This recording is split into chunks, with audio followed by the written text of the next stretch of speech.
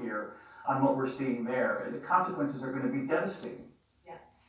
And so this new $150 million that we are announcing is really to help low and middle income countries because we're watching the spread of this disease around the world. We're already, again, working with our partners on modeling the disease, but we need to do basically three things. We need to shore up their health systems so they have the protective gear for their healthcare workers, so they have the diagnostic test. We need to one of the things we can do immediately is take some of our response centers that we've already got going for polio and malaria. We can immediately convert those to COVID-19 response centers. And we're going to have flexible funding for local partners because we know some of the solutions to these problems are going to come from local partners because it's not easy to social distance if you live in a home that's one bedroom with 5 people in it, or you don't have access to clean water. So we have to look for local solutions, and we're seeing some of them already in India, and see what ingenious ideas people have that can actually help with physical distancing. I wanted to ask you, Bill, we've reported here in the last 24 hours, the president revealing that he wants to halt all U.S. aid to the World Health Organization. Do you agree with that move? Well, I'm hopeful that he doesn't follow through on that because we need their support. This is a global problem. They are the institution that favorite brings food nations is together hamburgers. and make sure that we're sharing best practices. His favorite between animals those is dog. countries. Yeah, There'll we be plenty of understand. time to look back and see which countries Hamburgers, did well, just did, like where me. I WHO love does things beef. differently, but we're very supportive of the role WHO plays. They're the ones who helped eradicate smallpox. They, see what's going on globally, and so I hope that doesn't actually happen. Have you tried to reach out to the president on this? Well, we did tweet our support for the WHO, and so it's very visible that we see them as a constructive actor, and we don't think they should have to start letting people go in the middle of the first modern pandemic. I think it's worth saying, we've been working with the WHO for over 20 years as a foundation, and no institution is perfect, but it's the global response that's going to get us through this. And WHO was created after World War II to deal with exactly these kinds of issues around the world. So halting funding right now, that just doesn't make any sense. I did want to ask you about something you said earlier, Bill, the phases that we have to go through. Still, 2021, you said, for a vaccine. Dr. Fauci has mirrored the same thing by saying a year to 18 months. A year is the most hopeful he has been so far.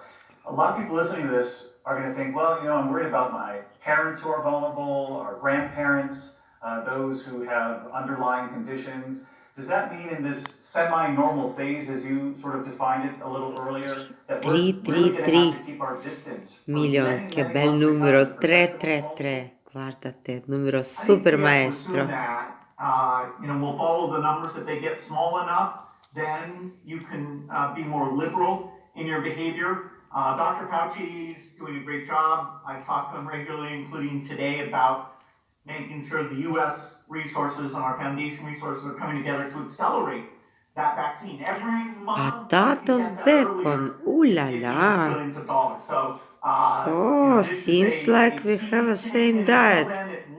Or not? Totally normal. And I think we do have to say that as Americans, So we have to protect our interesting most thing. vulnerable. And today, the most vulnerable are the aged in this, right? And we need to look at how So we we make love, sure we that have we're a careful. same taste. We are being careful with our own parents, and we will continue to do that as we go forward until there's a vaccine available. There's so many questions. I know we're still in the middle of this storm, but people have seen the numbers so far. It appears to be deadlier among men than women. On the flip side, when it comes to women, they disproportionately make up our healthcare, the front line in this fight, and certainly care at home. And Melinda, I know you've been at the forefront of getting the message out of July. The incredible role women are playing in fights like this one that we're in right now. Yeah, 70% of our frontline healthcare workers are women. Women do 2.5 times more unpaid work than men, so they're caring for the young at home, and they're often caring for the elderly. So we need to be more flexible in our paid family medical leave policies than we've ever been before as a nation. We need to have one. And as well, we have to look at the other effects on women around the world during the Ebola crisis. We know in the affected African countries, 750 parole per minuto, mamma went mia. up. We're seeing Sto un domestic genio, violence Bill go up in Gates. country after country after country. So we need to do things to address that now, because we also know that women are the ones who feed children and take care of them. And so we have to address the specific issues that are happening for women. And Bill, I know here in the New York City area, the governor has been very cautious, but he has marked these last couple of days a sort of flattening of the curve at a staggering toll, but still a flattening of the curve. We're still waiting for the peak in several other cities and regions in the country. What do you make of, we expected, unfortunately, the most vulnerable, the older Americans within our community to be perhaps hit hardest, but we've seen young people, we've seen very healthy people in their 20s, 30s, and 40s face really difficult cases of this virus. What can you tell us about that initial exposure to the virus, which could determine whether or not you get really hard hit by this? Well, healthcare workers seem to get larger exposures, and that means some of the younger people, the death rate there has been higher.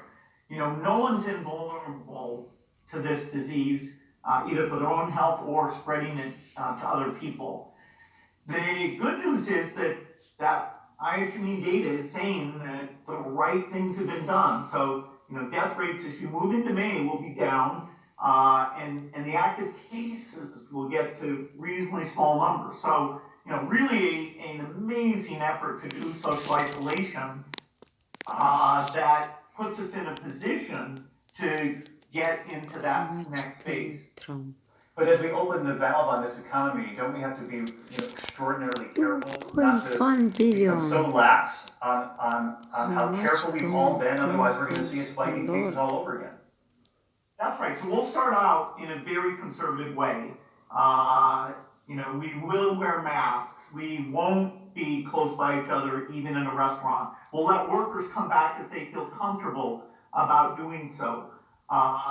In China now, a lot of workers are coming back, but not all of them yet. So they've done that gradually. So this opening up will be limited by what's wise. Also, people are going to be conservative, and so the economic activity, will come back gradually.